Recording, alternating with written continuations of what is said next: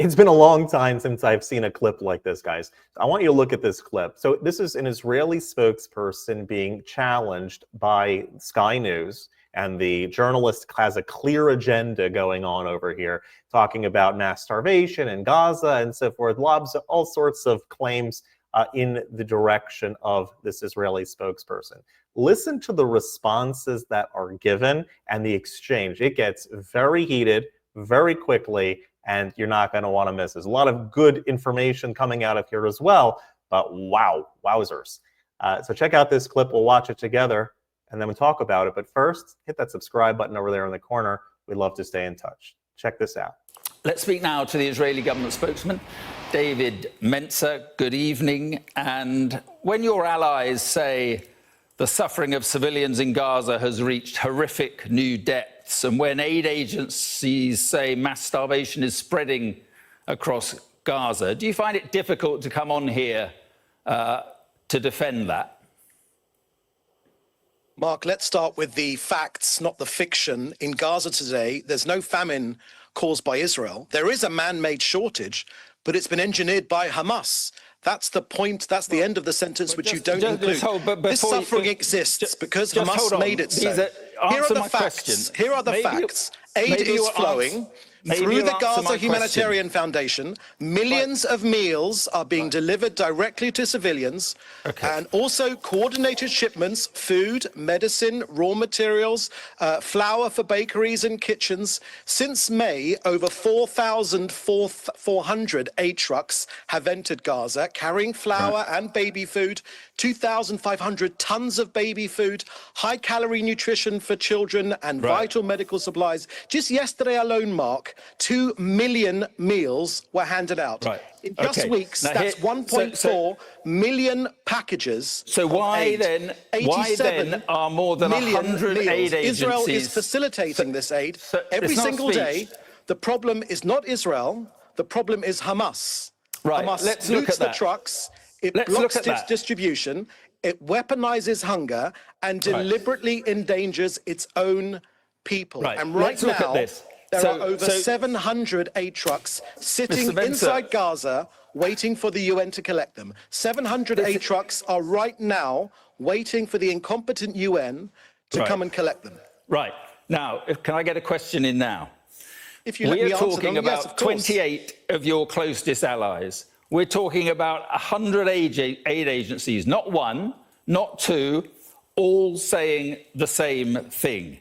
Now, the UN are telling us there is no security for those trucks. Israel is not guaranteeing that desperate Palestinians will not be killed. That is what they are saying. Now, your military is occupying Gaza. It is your obligation to get food and medical supplies to the population. That is your obligation under international law. Otherwise, you are using hunger as a weapon of war. Yeah, okay, Mark. So the truth matters here. This is where it is. There is no famine in Gaza. There is a famine of the truth, and Israel will not stop telling it. 87 million meals, 1.8 million tons of aid, which we've facilitated, aid getting in. Hamas loots, it starves its own people, and the world looks away. We open new routes to deliver food and medicine. Hamas blocks them and fires from them, and then cries to an all-too-willing Sky News, all too willing, to the cameras when civilians are hurt.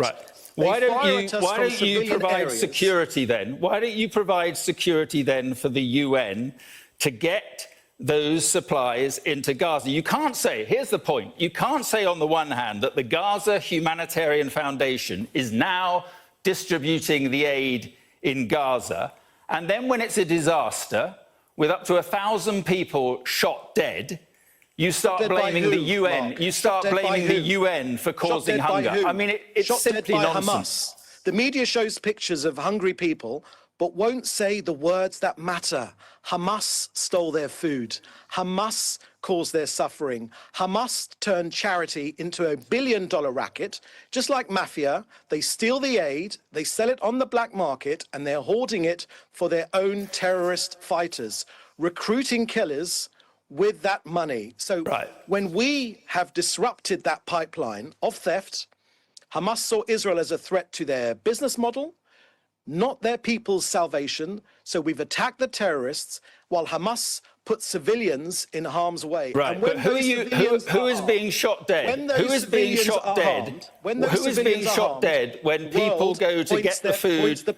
Points the finger at Israel instead of the killers. Mark, the tragedy in Gaza is Hamas's doing. They're behind these civilian deaths. They weaponize schools, hospitals, and they run a billion-dollar aid racket. Right. Answer me this. Answer me this. Answer me this. Bogus Hamas numbers. You show the carnage, but you never say the words that matter. Hamas is responsible. Right. Answer me this. Answer me this. Who is being shot at the Gaza Humanitarian Foundation delivery system, distribution system? Who is being shot there? Are you saying 1,000 Hamas terrorists have been shot there? Because that's not the evidence we're getting. You say, why can't you help the UN with all the security they need to distribute the aid that is waiting at the border and use crowd control measures which are not shooting people dead? How about that?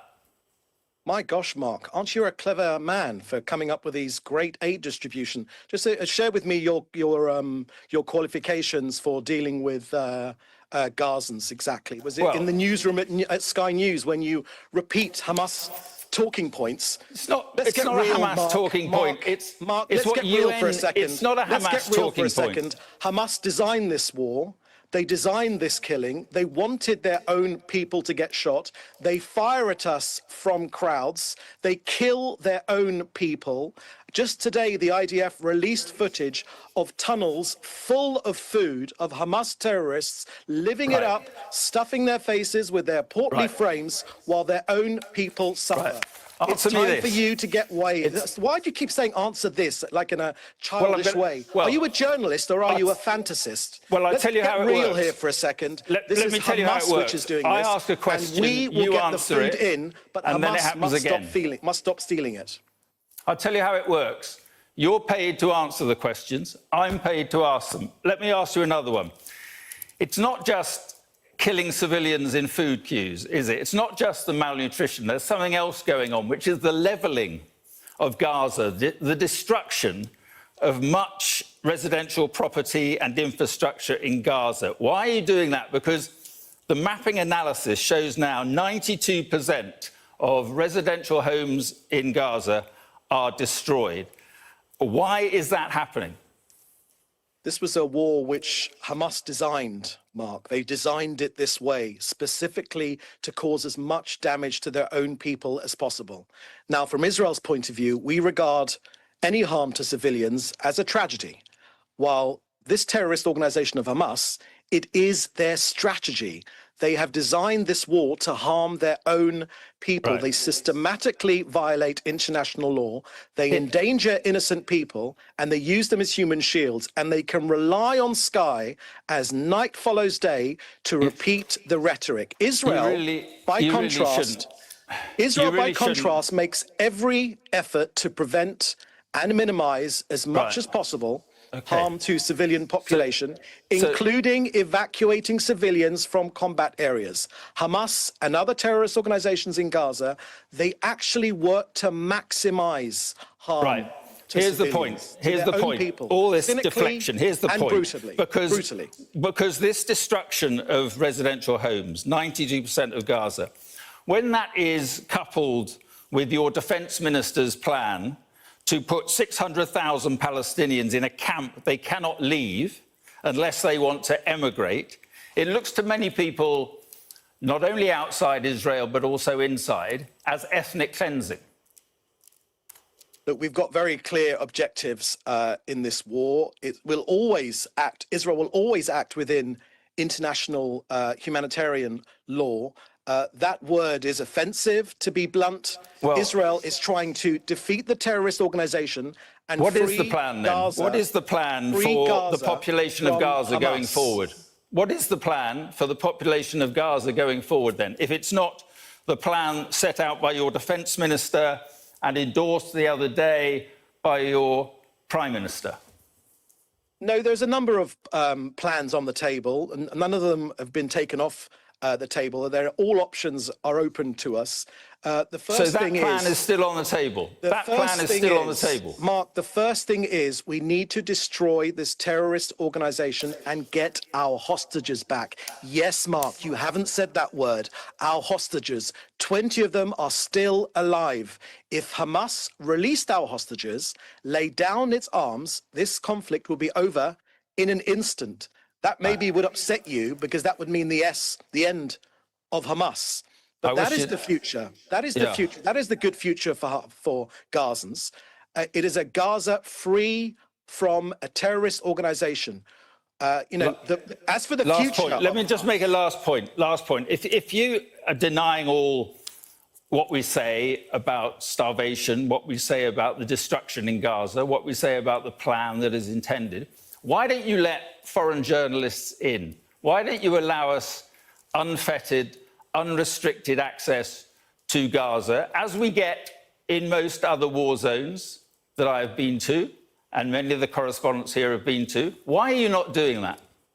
I'm just wondering if you ever get tired of this this line of questioning. Firstly, listen to me, Mark, listen to me. Firstly, because there's no shortage of these images coming out of Gaza. You see them all the time. So what is this nonsense? We are focused on getting our hostages out. But you just told me it's all propaganda. You just told me it's all propaganda. Literally just told me that. Hostages out. Why aren't you raising the plight of our hostages during this interview? Why aren't you putting pressure through your broadcasts on Hamas, the terrorist organization? That would bring the end to this war. We're opening routes to deliver more food and medicine. Hamas is blocking them, and they fire from them, and then they cry to the cameras of Sky when civilians are... It's been a long time since I've seen an interview that's quite like that. I want to put up they mentioned that there was a video that just came out of terrorists taking food and just like enjoying it themselves, stealing it from the population. Let's roll that right now. وهم يغلب عليكم يغلب عليكم المانجا مانجا يا ابو بهجه والموز موز يا ابو بهجه والتفاح والبلح بلح يا ابو بهجه واليوم 5 لفات رز قدحت يا ابو بهجه وراحن عليك يا ابو خالد راحت عليك الخير كله كب علينا يا ابو خالد ان شاء الله يا اخوان ابو خالد مش حيقصر حيجيب لكم عامه برومه يخلف على اللي جابه خسر والله مطمن. Well, there you have it. And this journalist, and I use that term very lightly, is asking questions that have been asked over and over, dealt with over and over the past year and a half. And one of the questions is that they lob out, at the same time they lob out the term genocide, and that Israel's committing a genocide. And they'll say that Israel has, a superior army, military, Air Force, everything that it has is much more secure than Hamas, and that is true. So then why is the war taking a year and a half long? Because they're being put in an impossible situation where they're trying as hard as humanly possible to not kill any civilians in a very urban area where terrorists purposely put themselves into the civilian areas. Even with this whole food distribution, it's the terrorists go and they cause as much chaos and wreak as much havoc as possible, shooting firearms into the air, making people nervous and running and bringing chaos and confusion to the situation. And that has led, unfortunately, to some terrible results. But it's the terrorists embedding themselves among the civilian populace that is the root of the problem. If Israel wanted to just genocide the whole Gaza, this war would have been over in about a week after October 7th. The superiority of Israeli forces over Hamas is they're incomparable. The reason that it's taking so long is because Israel is trying to be so careful in only going after terrorists, not getting any civilians involved, which is very, very difficult in a densely populated area where the terrorists purposely will embed themselves. And then go cry to a very willing, open Western media that Israel is killing civilians every time one civilian is killed. My wife and I follow the different hostage deals that have been coming through the pipeline over the past year and a half. And there's a deal and Hamas backs out, and there's another deal and Hamas backs out. Hamas has no reason to make a deal. The hostages are literally the only valuable thing that they have at this point in time. There's no reason to make a deal. They don't care about their own civilians. They don't want this war to stop. They have all the international organizations and international media on their side. This is how they're fighting their war. They want to prolong this thing as much as possible. There's no reason for them to stop. They need to be forced out, leave in disgrace. They're not doing that. There's no way that they can fight back in Israel. The only thing that they have is willing international organizations and international media. And until people wake up and realize that this war is going to keep continuing on and on, all the talk, and it's going to keep going, guys. Nevertheless, we can and should continue praying that this war ends very soon, that Hamas surrenders, goes into exile, releases all the hostages, and that we can start rebuilding in a good and peaceful, lasting future for everyone in the region. If you like this content overall, hit that subscribe button over there in the corner. We'd love to stay in touch. Take care.